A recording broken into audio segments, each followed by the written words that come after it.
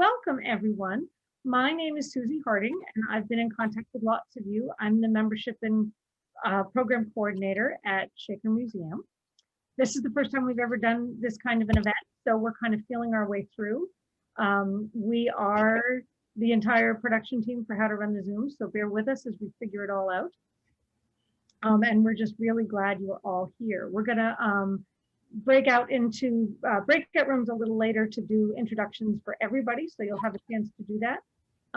But I don't think I'll start that quite yet in case more people come in. So we will begin. I've introduced myself. I'm going to let Lisa tell us who she is and her role here, and then we'll pass it on to Ray Gilson, who's with us as well. Sure. My name is Lisa Malone Jackson, and I'm the Deputy Director of the Shaker Museum. And I'm glad to be here with you tonight. It's an exciting moment to see all these great faces, some of whom are familiar and some who are new. So welcome to everybody. Well, it's great to meet you. Hi, and my name. Thank you. Yes.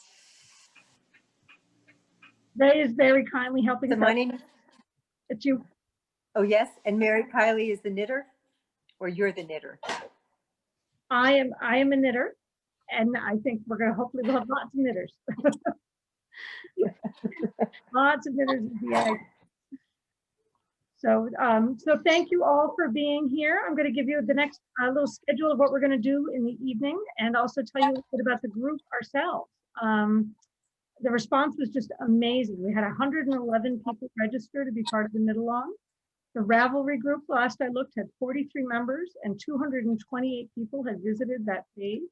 Of everyone signing up, we had 9 countries represented. We had Canada, England, Wales, Finland, Norway, Germany, Iceland, and the Netherlands. So, really a wide amount of interest. I know I sent kits to California, Texas, Kentucky, Illinois, Wisconsin. It's just amazing. We are in this odd moment having this special time where, because we've switched to online because of the pandemic, we're assembling groups of people that we never could have imagined bringing together before. So appreciate that silver lining. Over the course of the evening, what we're going to do here is I'm going to talk for about 5 minutes to give you an introduction to the Shakers, because some of you may know about them already and it may be new to others. I'm going to spend a few minutes telling you about the museum, and then we'll get into the mittens, and I'll bring up the sort of high resolution pictures, and we can talk about the mittens and the pattern. Then we're going to go out into breakout rooms, and all you have to do is sit there, and your screen will change and you'll end up in a small group so you can introduce each other and get to know each other a little bit. And then at the end, we'll come all back together where if you're an experienced knitter and you're ready to go have dinner or a glass of wine, you can say goodnight, but I'll hang out to do some demonstrations and answer any technical questions that people might have. And as I know for a fact that there are better knitters than I in the room, if anybody would like to stay and help out and offer advice, we'd be delighted to make use of your expertise. So that's the plan. The Shakers were started by Anne Lee, who in 1774 brought a small number of followers from Manchester, England, to what was not yet the United States, where they became the United Society of Believers, popularly known as the Shakers. They believed that they could create paradise on earth through communal living, gender and racial equality, pacifism, confession of sin, celibacy, and separation from the world. At their peak, there were 6,000 Shakers living in communities from Maine to Kentucky. The Shakers are perhaps best known for their contributions to furniture making and design. Their chairs and their oval boxes are really iconic examples of this. But they were great entrepreneurs, and while they were living consciously apart from the world, they did a lot of business with the world. And they were very well known for their excellent quality, and they sold seeds and medicinal herbs and baskets as well, and also cloaks. Each individual settlement excelled in different areas. Mount Lebanon is up in New Lebanon, New York, and we have custody of that village. And they were particularly well known for their baskets. At their peak, they were selling thousands of baskets a year. It was the Shakers folk in Canterbury, New Hampshire, who had more to do with knitting, and we'll devote a whole Zoom to that at a future time. For all Shakers, it was really important that they live in union. Each family of 50 to 100 people was led by one man and one woman. Their practice of celibacy ensured that the good of the community always superseded individual interests and maintained harmony within the group. Work was a form of prayer in and of itself. And so it was incredibly important that every member of the community, regardless of their ability, had meaningful work that contributed, and that gave everybody a sense of purpose and belonging. I know that for me, working at Shaker Museum, that is really inspiring, and we champion always that they lived according to the core values of community, conviction, integrity, inclusion, and innovation. And so that is what we try to make sure we imbue into everything we talk about when we introduce people to their artifacts or their writings. And I am going to jump into a screen share at this point because I want to show you our website, which is a very neat place. So if I do this correctly, you should all now be looking at our website. How am I doing? I got it? Good. Yep, see it. Okay. So this is our website. A few years ago, we received a $750,000 grant from the Luce Foundation to put our entire collection online. And so when you come here, you see this mystery thing that shifts around, and you can click on that to explore exhibitions. And now it's just like going to a museum. You can see our exhibitions page, and this will scroll through options.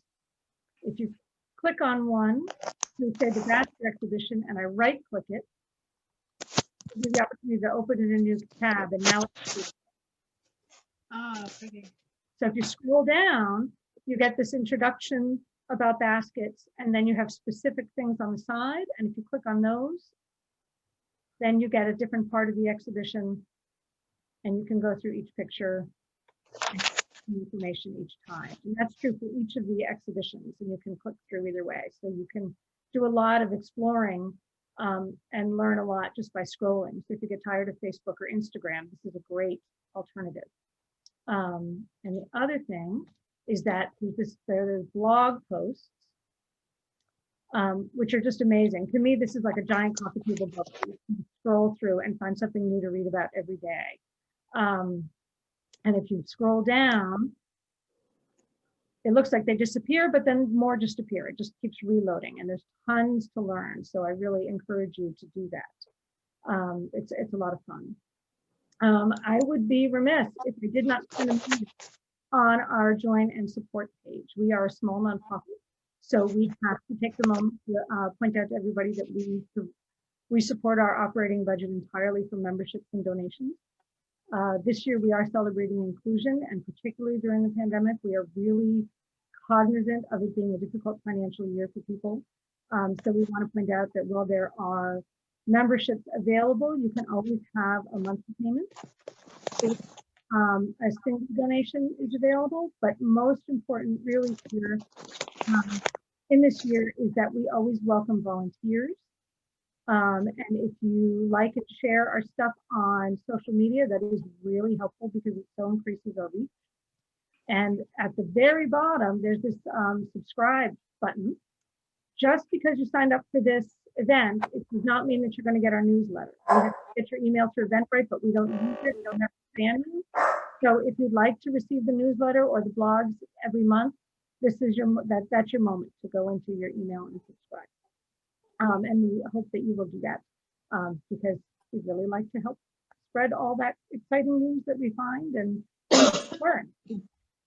So that is what I wanted to tell you all about that. I want to take a quick moment and give you all an opportunity if you have any questions about the Shakers or things you'd like to cover in a future meeting, or if you just want to share anything that you know that helped bring you here and you want to throw that in the chat. This is a good moment to do that.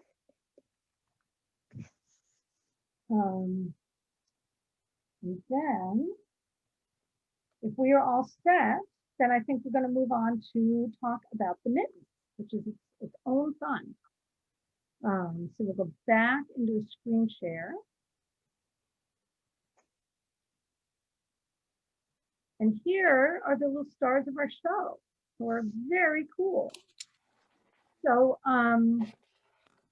the real mittens are, I must confess, quite different than the ones in the pattern.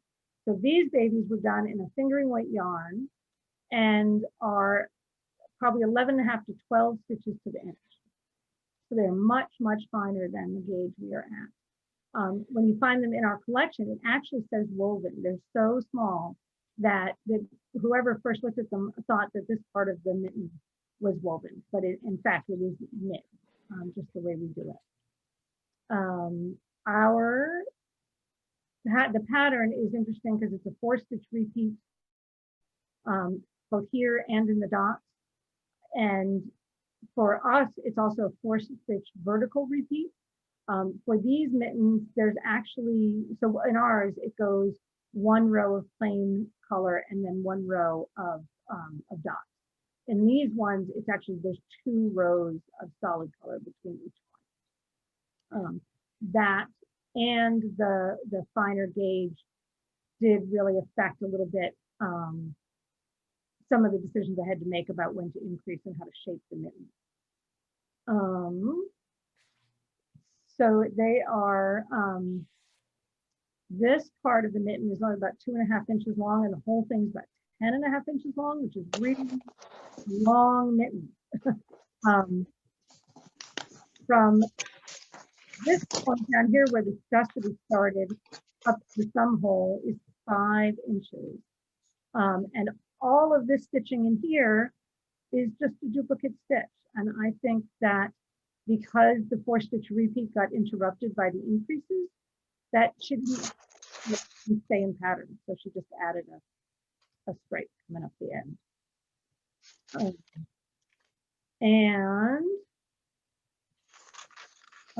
I don't know how this tufting was done. Has anybody here ever seen it anywhere else? I'm hoping. I did some research today after we talked, after we emailed. And not just me, but a friend of mine helped me out a little bit. And I don't know if you can see this picture or not. Yep. It's rug hooking. That's what I thought. Yeah. Yeah. That's great. Also, if I can hop in, one of the participants said it looks like an embroidery technique called turkey tufting. So that might be another option if anybody knows about that. And we did get one more suggestion from the group in the chat. Somebody else thought that the fringe area might be something like, I don't know how to pronounce it, but RYA, maybe Rhea knots or Raya knots, which are used on tapestry, which is another interesting suggestion. So it seems like this might be a conversation for the Ravelry group or for people in the smaller chat group who may. Yes, absolutely. Yeah. I'm going to let you guys know that. So the next thing we're going to do is we're going to go ahead and split up.